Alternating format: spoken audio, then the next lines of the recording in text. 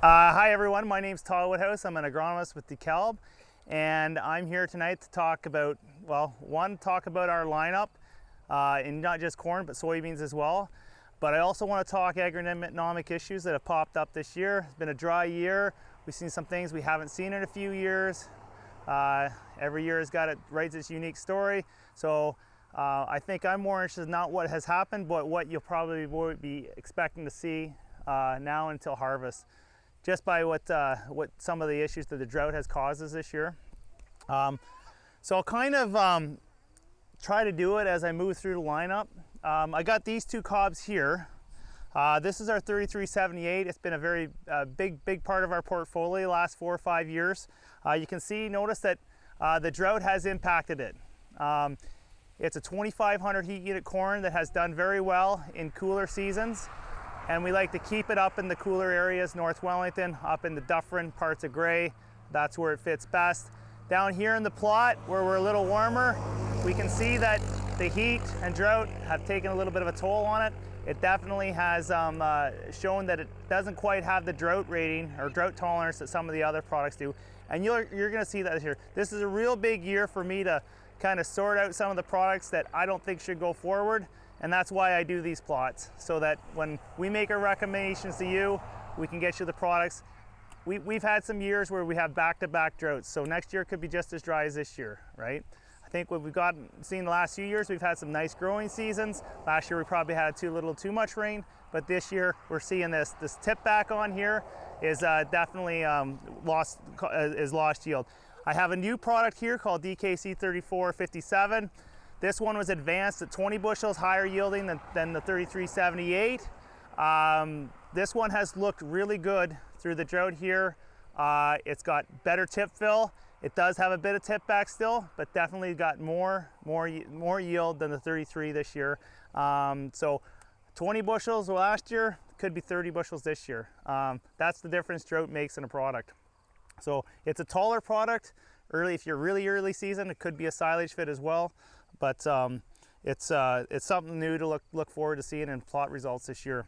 So I'm going to ask to move along here because there's a few products to talk about. 3588 is also a new product. It's a 2575 product. Both the 34 net are double pro, so above ground only, no rootworm traits on them. This one was advanced 9 bushels over 3378. It is a 1.5 wetter. Doesn't have the yield 34 does, but it has a high test weight. So for guys that are more concerned about test weight and grade, that has about a ½ pound heavier than 33, and it's a 1.5 pounds heavier than the 34. So very significant difference. But what I've seen this year is I don't think it's standing up to the drought as well as the 34. So it'd be interesting to see what happens between these two when the yield results come off. Next one here, we do have competitors in here as well. So you don't know how well your stuff's doing unless you have a competitor. You don't know how well their stuff's doing. So I always put competitors in every single one of my plots just to know. So 37s here. What I'm seeing with them is that they look a little bit, I would say, in between. They're not bad, but they're not as good as some of the ones we've seen before. The 38 has been strong in droughts. The 39.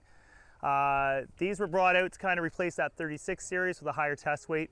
3785 to me is a corn on corn product. It's got rootworm in it, so we'll use that in that situation. The 3793 is a double pro. They can't quite keep up the 3803 in yield, but they are about a 1.5 points drier. So decent products if you're looking to push, if you're in a cooler zone. They may be better fit for a top end or later maturity product versus the 38 or 39.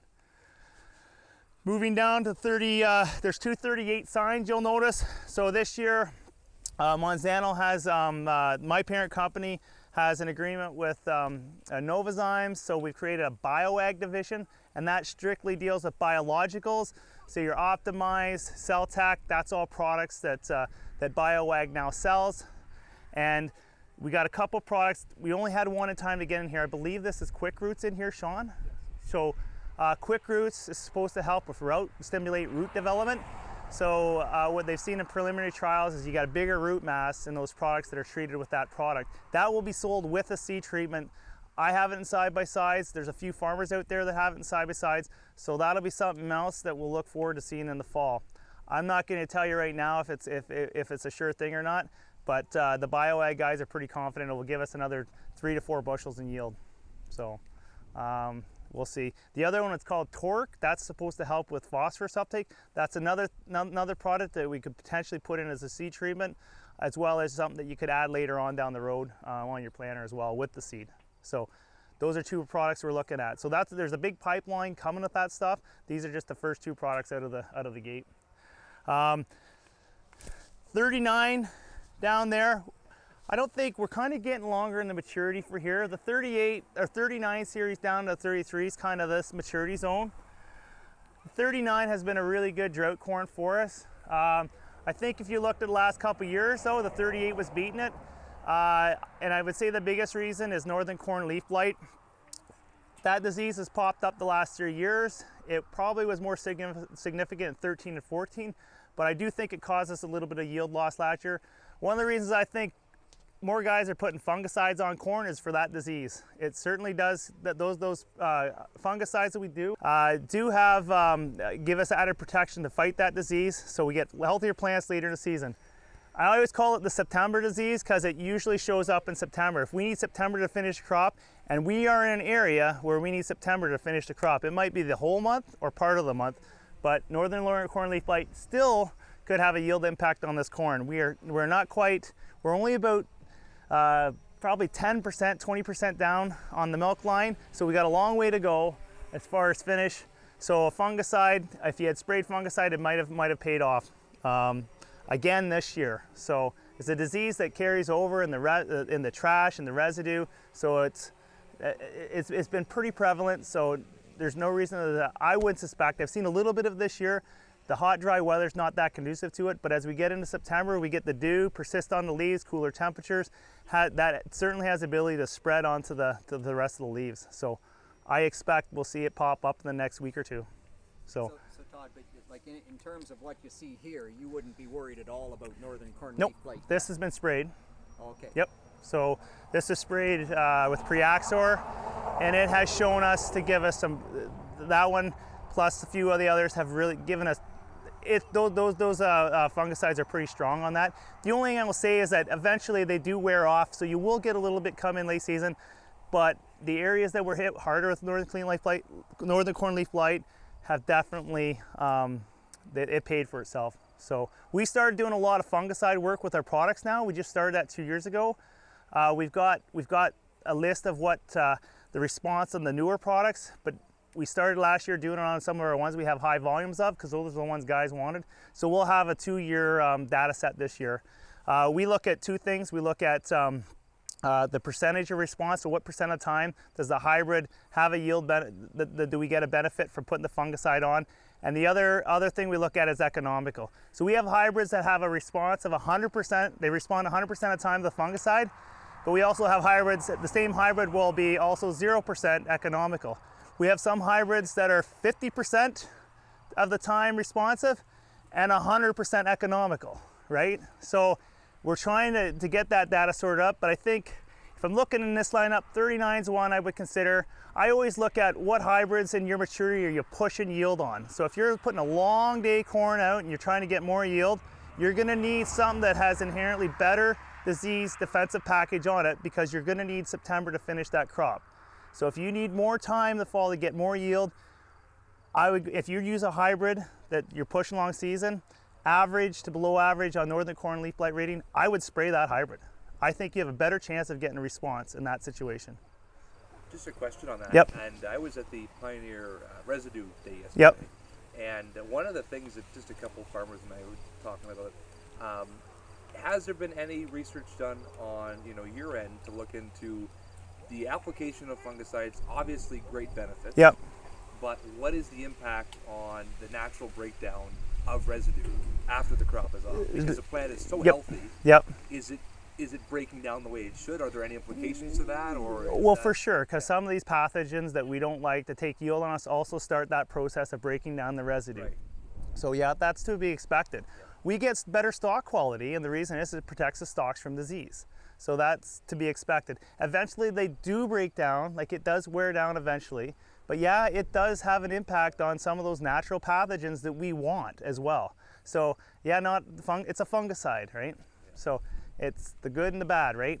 So But probably, even though like it does have an impact, yeah, from the data that I've seen, you would suggest that the year has a much greater impact much better. than the fungicide. Yeah. So Oh, yeah. the fungicide may slow you down 5 days or a week in terms of that starting. But if you compare last fall to the previous fall, Bigger impact. Yep. a way bigger impact. Yep. So it has an impact, but I think there's overriding factors. Yeah. that also Makes play. sense. Yeah, if the corn's green going in December like it was in 13 and 14, Bigger problems. you know that probably the decomposition is going to happen in April and May, right when you don't want to deal with it, as opposed to last year. You know, the roots were dead in November, things were busting up. Guys that did no-till this year, the planters were slicing right through that stuff. Yeah, so that's a good point. So we'll, add to that, yep, if I can, is the application of fungicide. We're talking a window of about 3 to 4 weeks. yep, So that's from the first back up here, tasseling through. From now on, you are going to get infection as well. So it depends on the fall. Yep. Last year we had a dry fall, very open. We had no disease infection late. we had disease in this area. And we had disease. Yep. But Yeah, we don't need rains, we just need persisting dews. Yep, it will break down. It's just Yep. maybe going to take a right. yep, yep. So yeah, like these hot days, like it's not spreading. There's a bit of rust around this year too. A lot of guys have noticed, but it hasn't. It's been around for about a month, but it hasn't done anything. But I think today's hybrids are a lot. You know, we don't see those train wrecks that we did 10 years ago. Well, and also through that development period, you had no dew. It was 0% That's right. relative Yep. humidity. Yep. Not zero, but very low relative. Very low. Yep. Whereas Yep. now, in the morning you get up and you have There's a- the fog. Yep. So now Now I expect to see. I'm not saying we're going to get it, but the chances are certainly higher, right? And I routinely see it in these zones and more north. I would say 2,700 and less heat units. I routinely see it happen in September. So depending, corn's pretty far along. So the impact's not going to be as big. I think if you look at 13, 14, it was pretty big, just because in some cases in 13, the corn was still milking up in the 1st of September, right? So we needed, like, thankfully we had 2 open falls in a row. Some guys didn't. Some guys got hit hard in 13, but there was a frost that went through around the 19th or 12th of September that killed a lot of plant, and it just kind of lingered through the fall. It really didn't dry down. It wasn't dead, but it certainly it didn't really help anything either. So anyways, I better move on to beans, but the last thing I'll say is what to expect. We're seeing a bit more smut this year. That happens on a droughty year. Some you see on the end of the kernels, you actually see it on part of the stalk as well. So if you got a little bit of black stuff coming out the back of the combines, that's what it'll be. No big deal. It's just, you gotta wash your combine more. So the other one is sprouting. So these tip back kernels here, these kernels have aborted, but the embryo is still alive. I've seen little green leaves starting to appear in them, right? So if we get some wetness here and they have enough, and they pull resources out of the cob, so they can keep growing. I've seen roots down to the bottom already. So it's not going to be on every cob, but don't be surprised to see the odd leaf poking out of the end of the cob. You usually see it where we have areas with bird damage. There's a lot more bird damage this year than most years, just because the birds have had to go further for food, and corn has been a good meal. So that's one thing you'll see. Standability, I'm not saying we're going to run in standability. Last year was a dream year for standability. This year could be different. If we got more cannibalization of the stalks from the drought, caused by drought, we could potentially be in some weaker stalks that just don't have as much lignin in them. And I would say in a month from now, you want to be at 1st of October, you want to be out pushing on those stalks in your field, especially the more drought prone ones, just to see what you kind of need to do for harvest. If you start kind of see stuff push over, as soon as you push it in the other row, if it starts going over, you'll want to get in there for an early harvest. So I wouldn't want to leave it too long. Some hybrids are better than others, no doubt, but it's just a year that we set ourselves up for that. So that's it for corn. Those are Roundup Ready to Yield. Anything that starts with a DKB in front of it are new varieties, and what's really unique about them is that not only do they have Roundup tolerance, they also have dicamba tolerance. So this is almost as big as when we brought Roundup Ready beans out. This is a significant technology. It took us many years. We've been working with this for 9 years. We've got full regulatory approval with this. We got the last one we needed there, July 19th from the European Union. And so it's full steam ahead on this. So in our area, we're gonna have, because we've had so much of a delay bringing it or getting it to market, along the way we've brought varieties, we just haven't been able to sell them because we haven't had all the approvals. So we've got a full lineup where we're bringing to market this fall for you guys to grow next spring. Now, in my dream world, if you don't want to spray dicamba on them, that's fine. I don't want you to buy them because they yield more than our existing lineup. So that's what I'm doing, and I'm hoping that's what I get out of my plots. Some of the ones that we advanced, the 0661s here, the 0441s, they're the same maturity as our 2610s. A lot of guys are probably familiar with that variety. The 0441, slightly earlier, half bushel behind that variety. 0661s, 50 units longer, but it's a bushel ahead of it, right? So we do have stuff that's on par or a little better yielding in this maturity with those new varieties. But the technology, I'm just gonna touch on what we recommend with it. We're really hoping, we really want you guys to follow the label instruction on us. Dicamba has been a herbicide that's been around for 40 years. It's a very effective broadleaf herbicide. It does a great job. It's used in such products for corn such as Marksman. So a lot of guys know, probably more familiar with that name as opposed to dicamba. Banville 2 has been the trade name out there. With soybeans, soybean is probably the non-extend soybeans with the most sensitive crop you'd ever see that dicamba could touch. Soybeans, I've been told today, are 5 times more sensitive than tomatoes. So just to give you an idea. So what we want to do with guys, we know we're going to have guys that have IP fields or just Roundup Ready fields near our fields that have Extend. So what we want to do is make sure that guys are very aware of what they need to do. The biggest thing is nozzles. So no flat fan nozzles. We're trying to eliminate as many of the fine particles in the air as possible. Dicamba along with Roundup are systemic herbicides, so we just need to get them on a part of the leaf. We don't need to worry about coverage. So as long as we get that molecule on the part of the leaf, it'll get into the plant and do its work. Whereas a contact herbicide such as Liberty, you need coverage. That's a very important component of that herbicide. If we move to an ultra coarse nozzle, specifically TTI air induction ultra coarse nozzles, that's what we're recommending with this technology. It does a good job of getting the product down into the canopy and on the ground to do its work. And that's the nozzle that we find the fewest fines possible. The other thing you want to be very careful of is when we get into an inversion situation. So does anybody know what inversion is? A lot of guys confuse this with volatility. We're bringing a dicamba product to market called Extendamax that has vapor grip technology to reduce that, to lower that volatility down next to nothing. So what we've got to be mindful of in inversion situations where there's no wind, that's where those fines could potentially lift up and drift on to another field. And any field that doesn't have this in, a soybean field, you could potentially see dicamba damage show up in that field. Not 1 week, but even 2 weeks later it could come in. And really it's a visual symptoms when it's that, if it drifts out, you'll see some visual symptoms. They look worse than they are. We have had a couple production fields last year that we had a little bit of movement across a road, but at the end of the day, they still yield the same. So soybeans really show it a lot, but in the case where the guys used the air induction nozzles that were recommended, we didn't have any issues. We've got a lot of production fields around north of Waterloo and around Guelph area. Those guys have not had any issues whatsoever.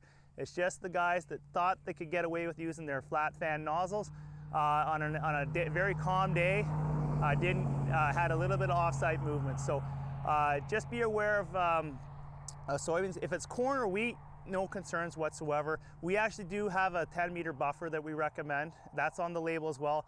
For most of you probably never follow the buffer labels anyways, but just telling you there is one. For me, if I'm a no-tiller, this is the technology I think will make a big difference in your lives.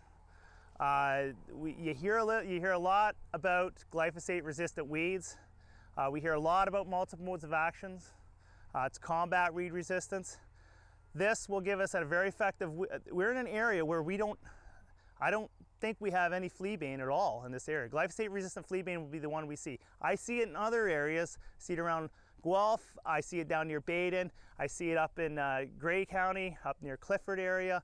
So bits and pieces. It's around. It's definitely as far as Quebec now, but we're pretty good farmers around here. We have a diverse rotations. We use tillage. We use a number of things to combat resistance, and we've always been doing them.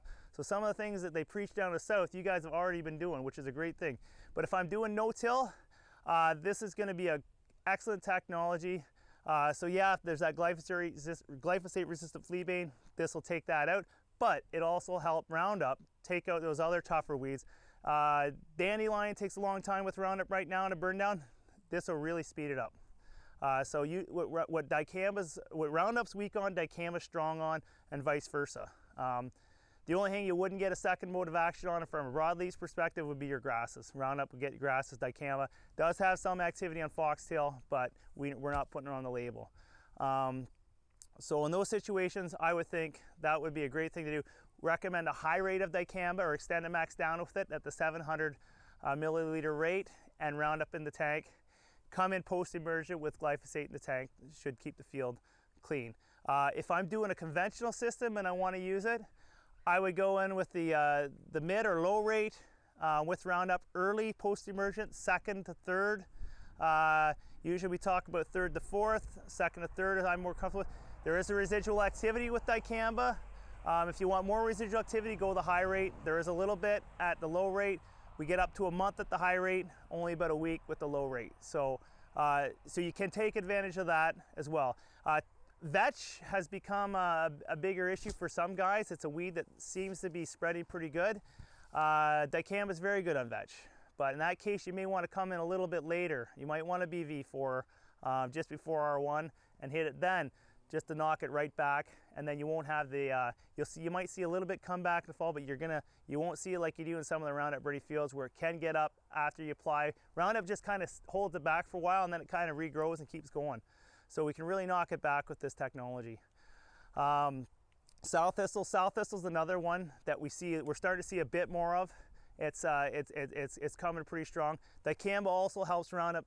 It works quicker on that weed as well. So they're a good 1-2 punch. They have a good synergy. So there's other companies that will have very similar dicamba products on the market, and I do think that if you guys use those newer versions of dicamba,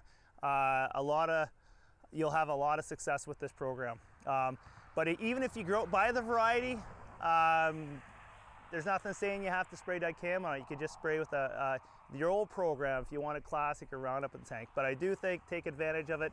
The technology really doesn't cost you any more up here. Down in the south where they have more problem, there's a bit of a premium on the price of the seed. But up here we don't have it just because of that diversity that we've had. The products are also, one thing that they do bring that we haven't had in this maturity, these all have SCN resistance into it. That's a kind of a soybean cyst nematode, if you don't know what SCN is. It's a pest that I've seen expand. In the 10 years I've been doing this, I've seen it expand into the non-traditional counties of the province. Haven't quite seen it in Wellington, but I know it's on the doorstep in a couple places. I've seen it in Gray, seen it in Wellington, Bruce, Simcoe has it. And so it's slowly marching across the province and expanding its footprint. So it's something nice to have that when, if we do have in our fields, we do have products that in that maturity that do help you out. You can see here we have an 0111 for this market up to the 061, so 2550 up to a 2700. Those are the three products in the market I think that you'll want to consider when you're looking at beans this fall. So we still have some of the old ones, the 2614s, we launched it last year. Great bean, good out of the ground, no till. That's where I place that. The 2610s, however, keep them on that conventional tillage, good yield potential, they stand great, and they'll take advantage of that fertility. The 04s and the 06s, I would put this one on the conventional tillage, I'd keep this one on no-till. This is a little bit taller bean, good out of the ground. And the 0441 is a shorter bean, so I don't want you to get in that situation where 2610 guys that complain about how short they are, but they still yielded. 0441 is going to be in that similar. They're almost identical in their look. The 0111 is a taller bean. Right now, my suggestion is you can put it anywhere. I haven't had any issues with it. It's a nice early bean that I think if you're growing 2510, it'll be a great replacement for that one. Drought-wise on your beans, certainly did have an impact on our yield, but we've had the rain to finish the crop off nicely. Some of the early stuff that's maturing, you'll actually notice a little bit of regrowth on it. That's normal from a drought and then after rain. The other areas are spider mites have been bad this year. You might see some regrowth in those areas and some actually green stems that you'll see in the harvest. I don't think it's as bad as I think it was 7 and 8 we had some green stems, but there certainly could be a little bit. Otherwise, I think the quality on the beans and corn are both going to be good, and we'll have a below average harvest, but at least the quality will be there. And right now it looks like stuff could be happening in a couple weeks from now. So I don't have anything more, guys. Any questions then? Yeah, what about foliar nutrition with the Roundup? So right now we're saying nothing else with dicamba. So that means no ATS. That's absolute no. The other thing I will mention is you're going after volunteer corn. There is some antagonization with the Assure. So we do say keep it at the 150 milliliter rate. Otherwise, if you go to the 100, which isn't on the label anyways, you will see reduced effect on your volunteer corn. So keep it at the 150 milliliter rate. And dicamba first, Roundup last is the mixing order. We do plan to sell a pre-packaged or pre-mixed version, but from my standpoint, I want guys to be able to have the options of both, and then pretty easy tank mix, so I don't really right now see the need to have both together, but it will happen. You don't get volatilization off bare soil, right? That's right. You don't know. On green material. Green tissue, that's right. Yeah. Yep. So if the guys are in a no-till situation, Yep. volatilization, that worry really goes away if it's in the burn down. That's right. Yep. Yeah. That's right. Yep. Whereas you suggested maybe going at R1.